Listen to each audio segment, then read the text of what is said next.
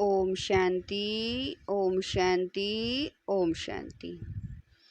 23/9/23 प्रातः मुरली। ओम शांति। बाप दादा मधुबन। मीठे बच्चे, आत्मा और परमात्मा का यथार्थ ज्ञान तुम्हारे पास है, इसलिए तुम्हें ललकार करनी है। तुम हो शिव शक्तियाँ। प्रश्न है, सबसे ऊंची मंजिल कौन सी है जिसका ही तुम बच्चे पुरुषार्थ कर रहे हो? उत्तर है, निरंतर याद में रहना। यह है सबसे ऊंची मंजिल। याद से ही कर्म भोग चुकतू हो कर्मातीत अवस्था होगी। जिस माता पिता से अपार सुख मिल रहे हैं, उनके लिए बच्चे कहते हैं, बाबा आपकी याद भूल जाती है। वंडर है ना। देही अभिमानी रहने का पुरुषार्थ चलता रहे तो याद भूल नहीं सकती। गीत है, किसने यह सब खेल रचाया। ओम शांति। भगवान वाच। बच्चे अपने बाप भगवान को जानते हैं। अभी बच्चे आकर के बाप द्वारा आस्तिक बने हैं, क्योंकि बाप द्वारा बाप को जाना है, इसीलिए आस्तिक कहलाते हैं। तुमने जाना है बरोबर हम आत्मा हैं, वह हम आत्माओं का बाप है। भले कोई मनुष्य अपने को आत्मा समझते भी हों, परंतु परमात्मा को कोई नहीं जानते। जब बाप खुद आकर बच्चे पैदा करे और उनको अपना परिचय दे, तब जाने। बाप को ही अपना परिचय देना है। वह है आत्माओं का फादर। सम्मुख आकर बतलाते हैं कि तुम आत्माएं हो, मैं तुम आत्माओं का परम पिता हूँ। तुम निश्चय करते हो, यह तो कॉमन बात है। आत्माओं का बाप जरूर है, गायन भी है।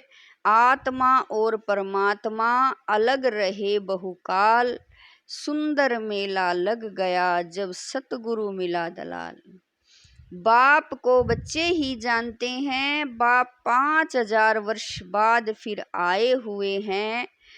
जब सब बच्चे नास्तिक दुखी बन जाते हैं, एक भी आस्तिक नहीं रहता है, तब बाप आते हैं। आस्तिक बनाकर फिर छिप जाते हैं, फिर कोई भी बाप को जानते नहीं। अब तुम बच्चों में यह निश्चय नंबरवार पुरुषार्थ अनुसार है। सबको पूरा निश्चय नहीं है। भले यहाँ सम्मुख बैठे हैं, जानते हैं परम पिता परमात्मा पतित पावन बाप पतित से पावन देवता बना रहे हैं। देवताओं की तो यहाँ सिर्फ मूर्तियाँ हैं, खुद तो है ही नहीं। जो भी मनुष्य मात्र हैं, सिवाय तुम ब्राह्मणों के और कोई भी आत्मा और परमात्मा को नहीं जानते। हम सो आत्मा कह देने से न आत्मा को न परमात्मा को जानते। तुम बच्चे जानते हो कि एक भी मनुष्य नहीं जो अपने को यथार्थ रीति आत्मा समझ और परमात्मा को अपना बाप समझे।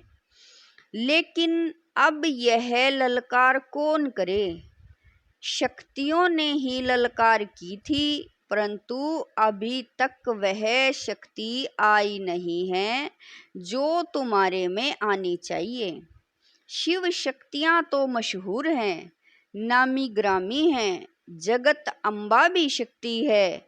अब कॉन्फ्रेंस में रिलीजियस हैंड सब आते हैं, उन्हें भी समझाना है।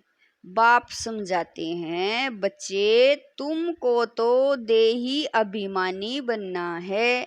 हम आत्मा हैं, परम पिता परमात्मा से वर्षा ले रहे हैं। यह निश्चय नहीं है। कोई संशय है तो ऊंच पद पा नहीं सकेंगे। अच्छे अच्छे बच्चे भी चलते चलते माया का तूफान लगने से गिर पड़ते हैं। निश्चय बुद्धि से संशय बुद्धि हो पड़ते हैं, नहीं तो बच्चे कभी भी संशय बुद्धि नहीं होते हैं कि हमारा यह बाप नहीं है, यहाँ यह वंडर है। कहते भी हैं परम पिता परमात्मा हम सब आत्माओं का बाप है। वह हमको पढ़ाते हैं, फिर भी बाप को भूल जाते हैं। रोज समझाते रहते हैं, बच्चे अपने बाप को याद करो तो तुम्हारे विक्रम विनाश होंगे। विक्रम तो जन्म जन्मांतर के सिर पर बहुत है। तुम जानते हो मम्मा बाबा जिसको ब्रह्मा सरस्वती कहते हो, वह नंबर 1 में है।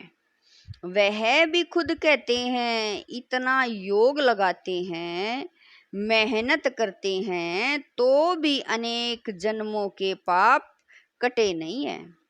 कुछ न कुछ भोगना पड़ता है। अंत में इस भोगना से छूट कर्मातीत अवस्था को पाना है, पुरुषार्थ करना है। माया भी कम रुस्तम नहीं है, दोनों ही सर्वशक्तिमान हैं। रावण माया ने सब मनुष्य मात्र को पतित बना दिया है।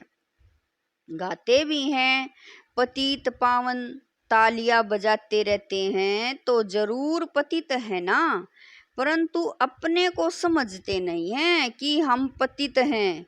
यह समझाना भी जरूरी है कि अब यह पतित दुनिया है, पावन दुनिया सतयुग को कहा जाता है। पावन दुनिया में ऐसे पतित पावन को नहीं बुलाएंगे। वहाँ तो भारत बहुत सुखी था, एक ही धर्म था। अभी तुम जानते हो परम पिता परमात्मा ज्ञान सागर है। वह इन सब वेदों शास्त्रों आदि के राज को जानते हैं, वही पढ़ा रहे हैं। परंतु कोई कोई ऐसे हैं जो यह भी भूल जाते हैं कि हमको परमात्मा पढ़ाते हैं, बेहद का बाप हमें पढ़ाते हैं। वह नशा नहीं चढ़ता। यहाँ से बाहर घर जाने से नशा चकनाचूर हो जाता है। कोई मुश्किल है जो युक्ति युक्त पुरुषार्थ करते हैं। माया बड़ी जबरदस्त है। देह अभिमान तो नंबर 1 है। बाबा ने समझाया है अपने को देही समझो। हम आत्मा हैं, इस शरीर द्वारा हम कर्म करते हैं। अपने को परमात्मा तो कभी नहीं समझना। बाप कहते हैं मैं तुमको पतित से पावन बनाने आया हूँ, मुझे घड़ी घड़ी याद करो। परंतु बहुत अच्छे अच्छे बच्चे भी बाप को याद नहीं करते हैं और फिर सच भी नहीं बतलाते हैं। चार्ट जो लिख कर भेजते हैं उसमें भी झूठ, सच्चा चार्ट लिखते नहीं। बाबा समझाते हैं अपने को आत्मा समझो। हम आत्मा 84 जन्म पूरे कर अब बाबा के पास जाती हूँ। सवेरे उठकर बाबा को याद करो तो उसका नशा सारा दिन रहेगा। मनुष्य धन कमाते हैं तो नशा रहता है ना कि आज इतना कमाया, यह भी धंधा है, व्यापार है, तो उसमें कितनी मेहनत करनी चाहिए। बाबा अपना अनुभव बतलाते हैं कितनी मेहनत करते हैं। सवेरे उठकर अपने से बातें करनी है। अब पार्ट पूरा हुआ, अभी हम गए कि गए, फिर 21 जन्म राज्य करना है। कितना मीठा, कितना प्यारा, वंडरफुल बाबा है। ऐसे बाप को कोई भी मनुष्य मात्र जानते नहीं है।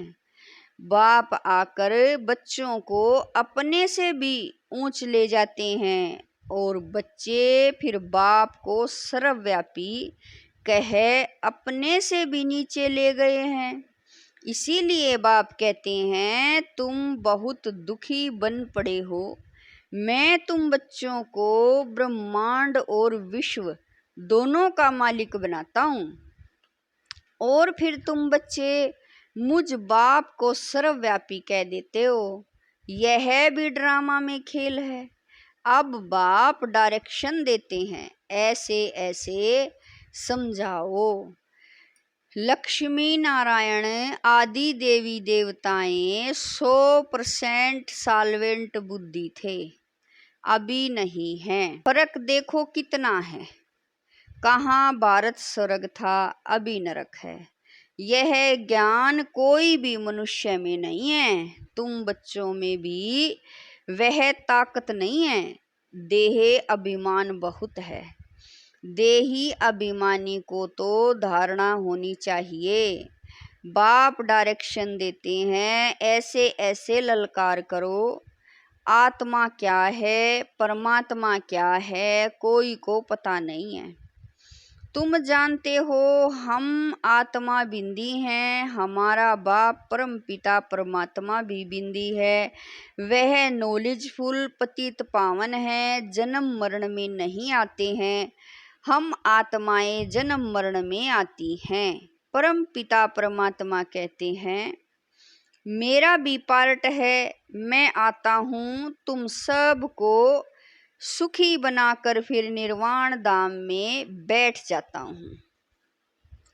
मनुष्य बूढ़े होते हैं तो वानप्रस्थ में चले जाते हैं, परंतु अर्थ नहीं समझते। वानप्रस्थ माना वाणी से परे स्थान। वह थोड़े ही वाणी से परे बैठते हैं। अभी वानप्रस्थी तो सब हैं, हम आत्माएं वाणी से परे रहने वाली हैं, परंतु उस स्थान को भी जानते नहीं। तुम्हारे में भी कोई कोई की बुद्धि में यह बातें हैं। देह अभिमान बहुत है, बाप को फॉलो नहीं करते हैं। माया भी बहुत प्रबल है। आत्मा और परमात्मा के संबंध को कोई भी नहीं जानते हैं, बाप के संबंध को ही नहीं जानते। तुम भी घड़ी घड़ी भूल जाते हो। बाप का बनकर बाप का पूरा याद करना चाहिए। बाबा कहते हैं बाबा घड़ी घड़ी याद करना भूल जाता हूँ। अरे तुम माता पिता को भूल याद करना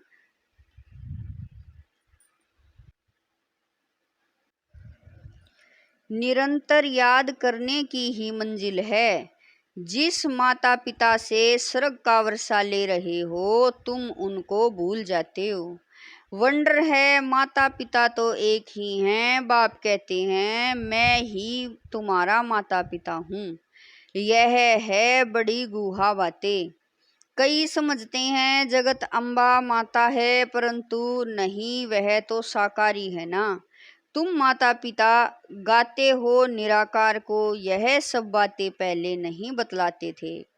दिन प्रतिदिन गुहा बातें सुनाई जाती हैं। कोई भी बात न समझा सबको तो बोलो। बाबा ने अजून सुनाया नहीं है, बाप से पूछेंगे। दिन प्रतिदिन बहुत नई नई पॉइंट्स मिलती रहती हैं। नॉलेज तो बहुत बड़ी है, समझने वाले कोई समझे। पढ़ते पढ़ते थक जाते हैं, बाबा को लिखते हैं मैं नहीं चल सकूंगा, तंग हो गया हूँ। तंग होकर पढ़ाई को छोड़ देते हैं। विकार में जाते हैं तो पढ़ाई छूट जाती है। यह पढ़ाई ब्रह्मचार्य की धारणा से ही होगी। अगर ब्रह्मचार्य को तोड़ा तो धारणा नहीं होगी। दूसरे को कह नहीं सकेंगे कि काम महाशत्रु है, बुद्धि का ताला ही बंद हो जाता है। मंजिल बहुत ऊंची है। सन्यासी तो गृहस्थ धर्म को छोड़ भाग जाते हैं, वो हैं हठ योगी सन्यासी। यह है राजयोग। बाप ही आकर राजयोग सिखलाते हैं। हठ योगी कभी राजयोग सिखला नहीं सकेंगे। यह बात पूरा समझाने का ढंग नहीं आया है। उन्हों का है हठ योग संन्यास, वह पतित को पावन बना नहीं सकते। तुम्हारा है बेहद का संन्यास, वह है हद का संन्यास। तुम्हारी बुद्धि में है कि हमारे 84 जन्म पूरे हुए, अब हम वापिस जाते हैं। यह बेहद का संन्यास बुद्धि से किया जाता है। उनका है हठ योग कर्म संन्यास, तुम्हारा है राज योग कर्म योग जो भगवान ने सिखलाया है। अभी तुम अच्छी रीति समझा सकते हो कि वह है हठ योग और यह है राजयोग। शिव को भी कोई समझते नहीं है। जैसे आत्मा बिंदी है वैसे शिव भी बिंदी है। बिंदी का निशान भी भ्रुकुटी में ही दिखाया जाता है और कोई जगह बिंदी नहीं देंगे, भ्रुकुटी में ही बिंदी दी जाती है। आत्मा भी यहाँ ही निवास करती है, यह किसी को पता नहीं है। इतनी छोटी बिंदी में 84 जन्मों का अविनाशी पार्ट नोंदा हुआ है। यह कितनी डीप बातें हैं, कोई को समझाने नहीं आएगी। रियलिटी में समझाना है। जैसे आत्मा बिंदी है वैसे परमात्मा भी बिंदी है। अगर दूसरी आत्मा आएगी तो वह भी बाजू में आकर बैठेगी ना। ब्राह्मण में आत्मा को बुलाते हैं, आत्मा आकर बोलती है हमने फलानी जगह जन्म लिया। तो वह आत्मा कहाँ आकर बैठेगी? क्या माथे में? उनमें अपनी भी आत्मा है ना। बाप कहते हैं मैं भी बिंदी हूँ, मुझे परम पिता परम आत्मा कहते हैं, उनकी महिमा बड़ी भारी है। शिवाय नमः। यह किसने महिमा की? आत्मा शालिग्राम ने, तो जरूर वह अलग है। दुनिया इन बातों को नहीं जानती, तुम जानते हो। उनका एक ही नाम शिव है। ब्रह्मा विष्णु शंकर को ब्रह्माय देवताय नमः, विष्णु देवताय नमः कहेंगे, उनको शिव परमात्माय नमः कहेंगे। तो शिव ऊंच ठहरा ना। यह बातें तुम समझ सकते हो, यह नॉलेज भी तुमको अभी है। तुम्हारा यह हीरे जैसा जन्म है। देवताएं तो प्रारब्ध भोगते हैं, यह प्रारब्ध देने वाला बाप वंडरफुल है। ऐसे पारलौकिक बाप का कितना रिगार्ड रखना चाहिए।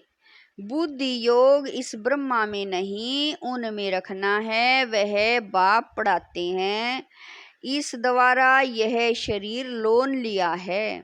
सारी सृष्टि में कितना बड़ा मेहमान है। शिव बाबा परम धाम से आते हैं, कितना बड़ा भारत का मेहमान है। कहाँ से आया हुआ है? उन मिनिस्टर आदि की कितनी इज्जत होती है। यह गुप्त वेश में कितना बड़ा मेहमान पतित को पावन बनाने आया है।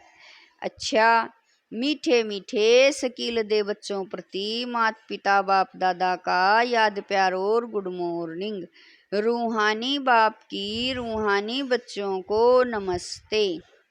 हम रूहानी बच्चों की रूहानी माता पिता बाप दादा को दिलवा जान शिकवा प्रेम से याद प्यार गुड मॉर्निंग नमस्ते ओम शांति। मेरे बाबा लाख लाख शुक्रिया मेरे बाबा।